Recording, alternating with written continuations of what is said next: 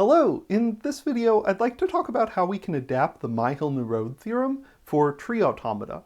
If you're here because you're just learning about the Myhill-Nerode theorem and want a good introduction to the topic, I have a separate video for that, which I'll link down below. This video involves tree automata, which are not your typical deterministic finite state automata and probably not what you're studying in a theory of computation class. But I do hope that in looking at the Myhill-Nerode theorem for tree automata, we can get a better intuition for the Myhill-Nerode theorem for ordinary word automata. Imagine that we're reading through a word and we're interested in determining whether it belongs to an arbitrary language L. And we're reading through this word like a deterministic finite state automaton, one character at a time, and at any point we're going to have some internal memory storing some information about what we've seen so far. And we're not allowed to go backwards, unlike Turing machines. Turing machines are allowed to go backwards or forwards through the input as much as they want, but a deterministic finite state automaton always has to go forward. And then once we've reached the end of the word, we're going to have to answer the question, is this word in L or not, where L is some arbitrary language. And the idea is that at any one time, there are two parts to the word. There's the past and there's the future. The past is completely inaccessible to us. We can't go back and look at any information from it. The only information that we have about the past is the information that we're storing internally.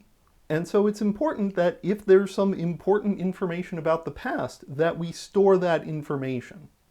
And then the future is unknown. It could be anything. It could be the case that we're at the end of the input and we just don't know it yet.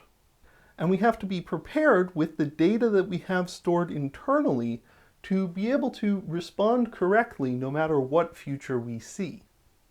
For input-output automata, where we can also output characters, this is a little bit more interesting, being able to respond by outputting the right characters when there's input of the right characters. But in this case, we're just interested in being able to correctly determine, regardless of what characters we see, if the entire word that we saw is in our language or not. And the Myhill-Nerode theorem is a very abstract way of saying the very plain fact that this language is regular if and only if we can do this task only storing a bounded amount of memory in our state.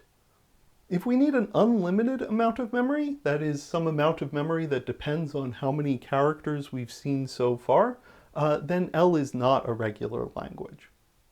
In particular, we could just cheat and remember the entire part of the word that we've seen so far.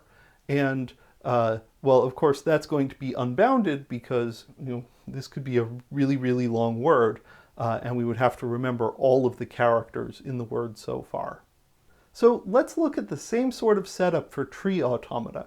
Here we were thinking about deterministic finite state automata, so we should be thinking about deterministic leaf-to-root tree automata.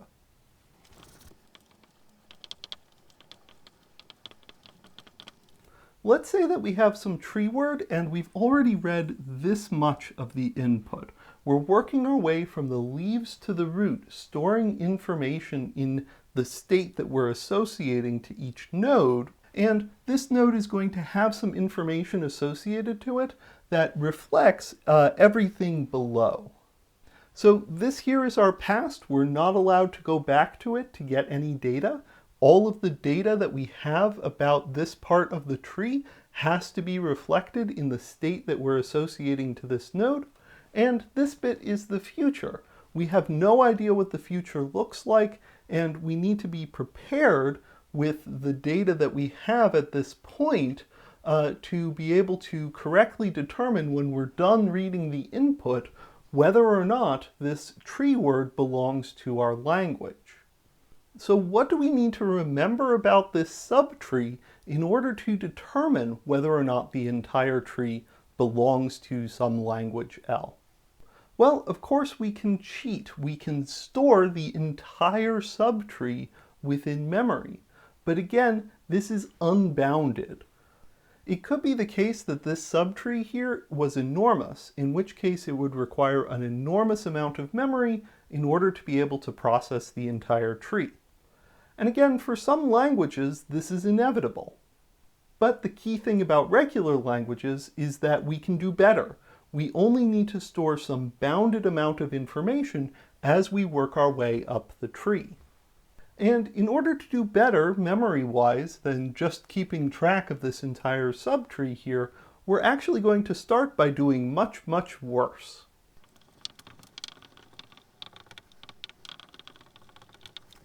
As we're working our way from the leaves to the root, let's actually store the entire set of all futures, all possible continuations of this subtree that would leave us in our language.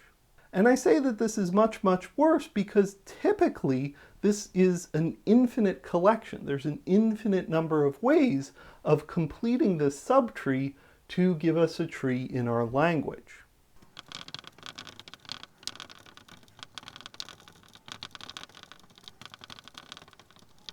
This notion of a completion or a future has shown up before in our discussion of the pumping lemma, and so I'm going to give it a name. This is the name that's used in the field. A context is going to be a tree word with an extra temporary character.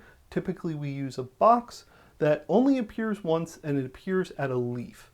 So we're ready to concatenate some tree into that leaf. So for instance, this tree here can be written as the concatenation product of this context here. This represents this bit of the tree here where we've put a box to indicate a location that we're going to plug an entire tree into. This concatenation operation indicates that we're going to take this tree here and we're going to plug it in here where the box is.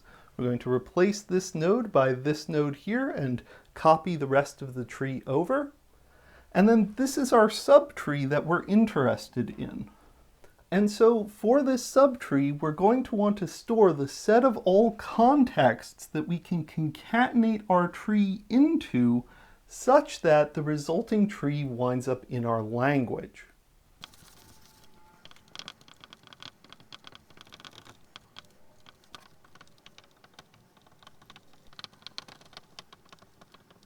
So to our subtree, we're going to associate the set of all contexts that we can concatenate our tree into to get an element of our language.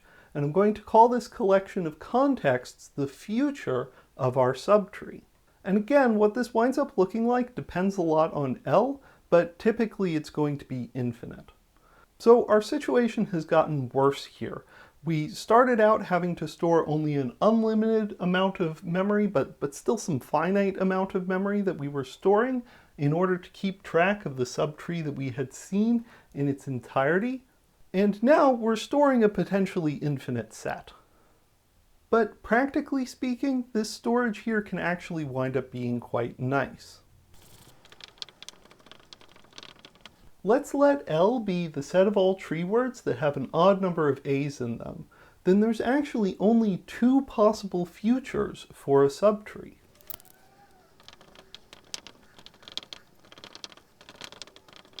If our subtree has an odd number of A's, then the future is going to be every completion that has an even number of A's in it.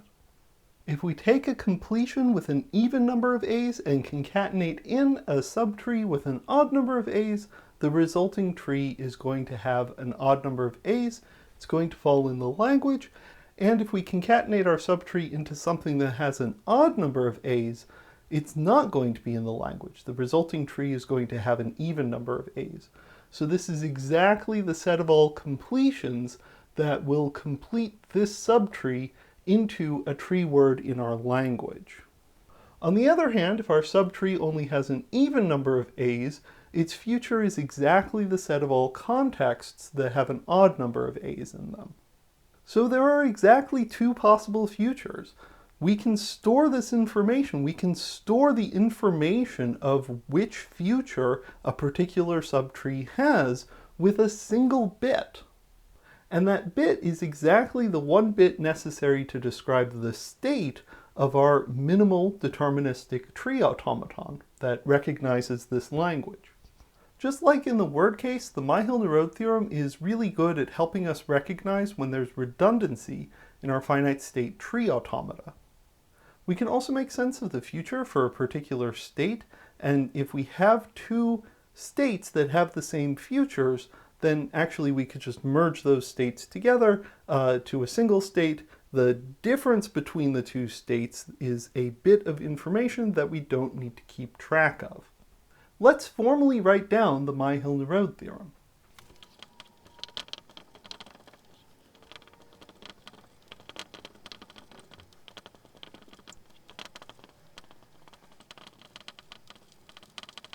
I'm going to use this symbol here to indicate Nerode equivalence for subtrees over a particular language L.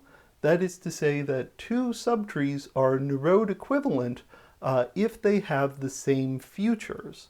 Equivalently, if regardless of what context we concatenate our two subtrees into, we either get two trees that are both in our language or two trees that are both not in our language. That is, for any context, the context is either in the future of both or not in the future of both. So we have this notion of Nerode equivalence, and a language is regular if and only if there are only finitely many Nerode equivalence classes. So for instance, over this language here, all subtrees that had an odd number of A's in them were all Nerode equivalent to each other. They all had the same futures, the set of all contexts with an even number of A's in them. And all of the subtrees with an even number of A's were Nerode equivalent to each other as well, because they had the same futures. And so what this meant was that there are two Nerode equivalence classes. All of these form one equivalence class, and all of these subtrees form another equivalence class. And that together partitions up the space of all possible subtrees. And again, the number of equivalence classes that we got indicates the number of states of the minimal deterministic tree automaton.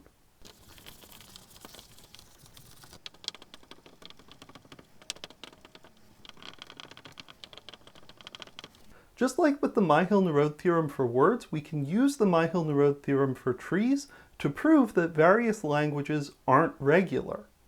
So let's define the complete tree word of depth n, and this is just going to be over the alphabet containing one character A. We're not worried about what nodes get associated to what characters in this case, just the shape of the tree. I'm going to say that the complete tree word of depth n is the tree word that has branches of depth n in every possible direction. So here are some examples of complete tree words. And let's let L denote the set of all complete tree words. This is a language of tree words, and we're interested in whether or not it's regular, whether or not there's some deterministic finite state tree automaton that recognizes this language exactly. And in order to do that, all we need to do is look at what the futures look like in this particular language. If we have a subtree that's not complete in and of itself, there's no way to concatenate it into a tree in order to make it complete. Our incomplete subtree is going to have some branches of different lengths, and so our resulting concatenation is also going to have some branches of different lengths. So it's not going to be complete. So there are no completions that will take these tree words into our language. On the other hand, if we have the complete tree of depth 1, what does its future look like? Well, we can concatenate it into a tree which is just the box by itself, and that will just give us this tree. And it's complete, so that's perfectly fine. We could also concatenate it into a tree that looks like this. And of course, also a tree that looks like this. In either case, this gives us the complete tree of depth 2. And we can concatenate it into a bunch of other contexts as well to give us trees in our language. Let's look at the future of another tree. What sorts of contexts can we concatenate this tree into to give us something in our language? Well, again, if we concatenate into the tree that's just a box, it's just going to give us the tree that we started with, and this is a complete tree. We could also concatenate it into these trees to get complete trees of depth 3. And further, if we want complete trees of higher depth. I claim that these two futures are not the same. Even though they contain an element in common, if we look at the elements of this future that have a box at level 2, and the elements of this future that have a box at level 2, we see that they're definitely different from each other. And so these two futures are distinct, and so these two subwords are not Nerode equivalent to each other. They represent different equivalence classes, and in fact they're by themselves in their equivalence classes. And similarly, we can construct the futures for other complete trees, and we see that again by looking at the elements of these futures that have boxes at level 2, that these are distinct futures.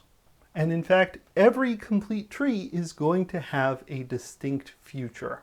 They're not going to be Nerode equivalent to each other, and so they're going to represent different Nerode equivalence classes. And so all in all, this is going to give us an infinite number of Nerode equivalence classes. And so, by the Myhill-Nerode theorem, this language here is not regular. And again, this matches with our intuition. In order to determine if some tree that looks like this, it's going to have a root of A, it's going to have a left subtree and a right subtree. In order to determine if this tree belongs to our language or not, first of all, we're going to have to check if these subtrees are complete, but we're also going to have to make sure that they're the same depth.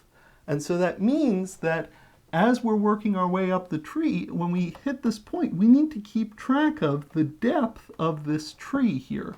And at this point, we need to keep track of the depth of this tree here, so that when we work out the information to be stored at this position here, we can compare whether or not these two depths are the same.